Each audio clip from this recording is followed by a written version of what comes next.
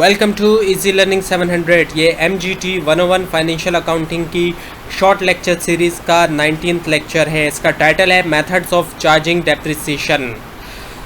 जब balance sheet बन रही होती है और उस वक्त तक अगर कोई एसेट बन के तैयार नहीं हुआ है तो ऐसी सिचुएशन में क्या होता है कि जितनी भी कॉस्ट उस एसेट को बनने के ऊपर आई होती है वो तमाम की तमाम कॉस्ट जो है एक अकाउंट के अंदर ट्रांसफ़र कर दी जाती है और उस अकाउंट को कहा जाता है capital work in progress account. और ये अकाउंट जो है वो सेपरेटली शो होता है बैलेंस शीट में फिक्स्ड एसेट के अकाउंट के नीचे।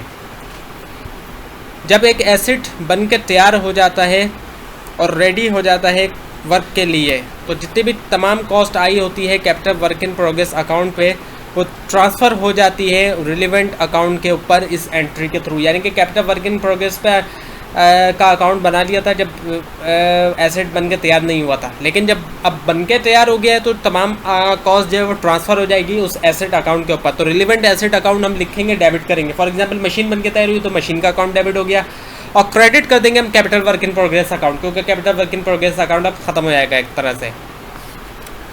अच्छा, एक इलस्ट्रेशन दी हुई है, एक मशीन खरीदी गई है 4 लाख रुपीज़ की, उसकी यूजफुल जो लाइफ है एस्टिमेटेड वो है 5 ईयर्स की और रेजिडुअल वैल्यू उसकी 25,000।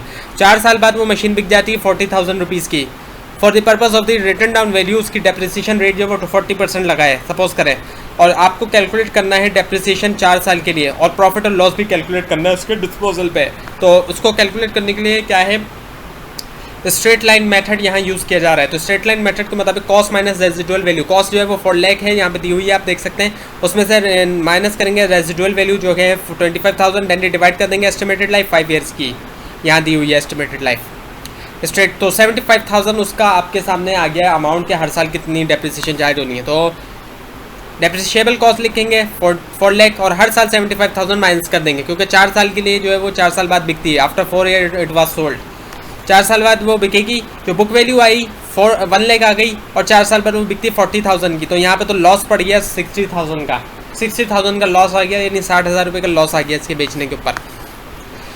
अब यहाँ पे कैलकुलेट हुई है डेप्रिसिएशन और profit and loss on the basis of reducing balance method. अब रिड्यूसिंग बैलेंस मेथड के थ्रू हुई है, वो था स्ट्रेट लाइन मेथड, अब रिड्यूसिंग बैलेंस मेथड का, और इसकी परसेंटेज उसके अंदर दी हुई है क्वेश्चन के अंदर ही 40% कह रहा है।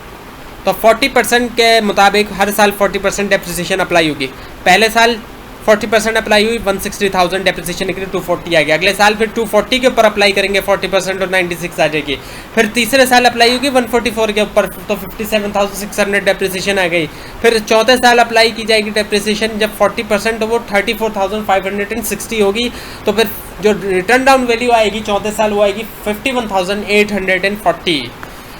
तो ये रिटर्न डाउन वैल्यू आ गई और सेल प्राइसेस की वही 40,000 है। तो इसके मुताबिक भी लॉस हो रहा है, लेकिन इसके मुताबिक लॉस हो रहा है 11,840 का। अब दूसरा भी यहाँ इलस्ट्रेशन दी गई है आपको, ये इलस्ट्रेशन थोड़ी अलग दी है, इसके अंदर डेप्रिसिएशन इस charge on the basis of use दिया गया है और ये इस तरह की इलस्ट्रेशन पिछले लेक्चर में भी आपको करवाई जा चुकी है।